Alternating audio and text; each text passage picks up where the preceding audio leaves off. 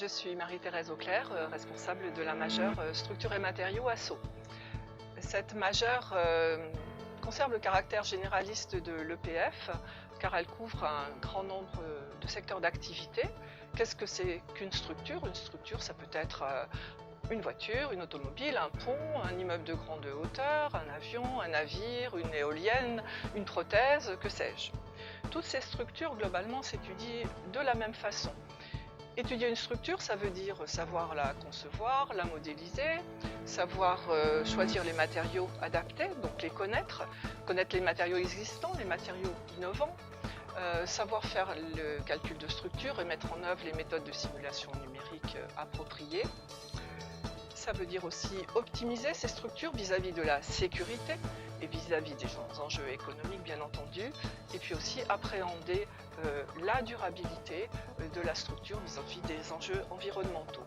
Donc c'est cette trame-là qui constitue le déroulé des unités d'enseignement obligatoires du semestre 8 et du semestre 9. Nous avons aussi donc deux parcours avec des unités d'enseignement électives, un parcours allant vers le secteur automobile et l'autre parcours vers le secteur génie civil.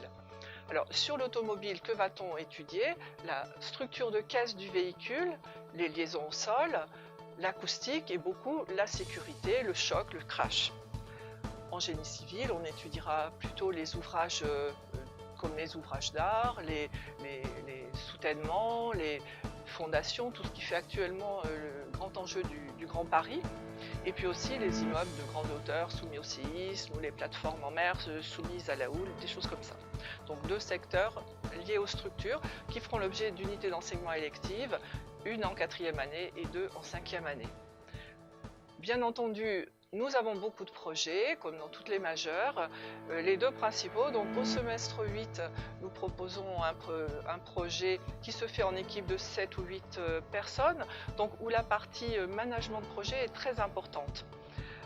Un projet concerne la conception d'un véhicule avec un cahier des charges bien précis. Un autre concerne une construction et son approche BIM. Et un troisième, plus original, c'est un projet recherche. Les projets sont tous encadrés par des professionnels et les projets recherche par des chercheurs.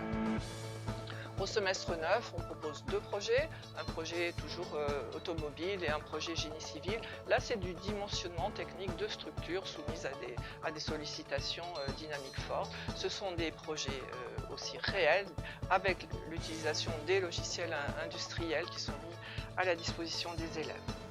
Concernant les métiers, quels sont les métiers vers lesquels peuvent se diriger les élèves ayant effectué cette majeure?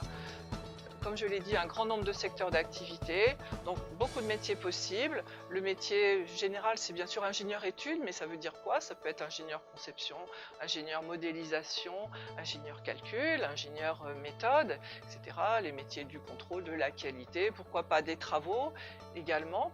Et puis également les métiers dédiés à la recherche et au développement. Et pourquoi pas des poursuites d'études en thèse de doctorat. Cette majeure s'y prête bien. D'ailleurs, au semestre 9, on propose la possibilité de faire des masters recherche en France dans des universités partenaires.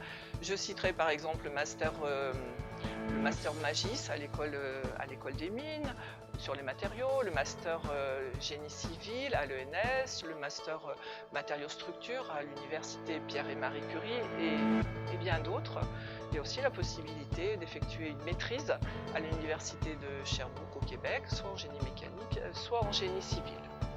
Voilà, j'aurais beaucoup d'autres choses à vous dire. Je reste à votre disposition si vous avez des questions à me poser ou si vous souhaitez rencontrer des étudiants.